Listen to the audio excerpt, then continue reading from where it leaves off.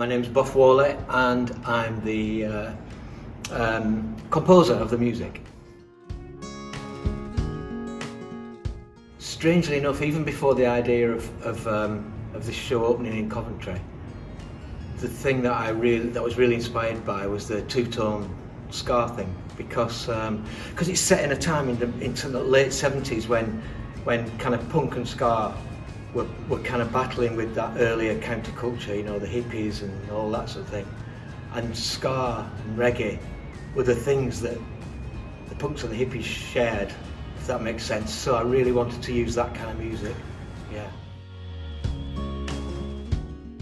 The whole idea of Ruff Tuff is really important to me because I had this kind of long-term writing friendship with the original writer, Heathcote Williams, who died, and going back to the 1980s when he was a kind of hero of mine as a writer, and I found out lots about him, and eventually I got in touch with him, and the story of the fact that when he died and his sisters wrote to me asking if I wanted to write something for the funeral.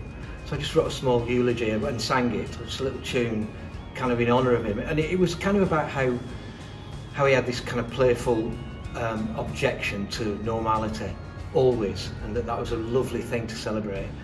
And Adrian and Sarah heard that and said, we need to get in touch with that person to find out if they'd be interested in doing something to do with Heathcote. And I thought it was going to be like a little celebratory concert. So I was like, yeah, that sounds great, I'd love to come down to London and just play a song or something. And it turned into Ruff Tuff. So I'm really happy. And also because I lived in a squat for 89 years, and when I first moved to Leeds, and it was an incredible time, really formative and everything, and so I really kind of understood what this world is about. It's really interesting.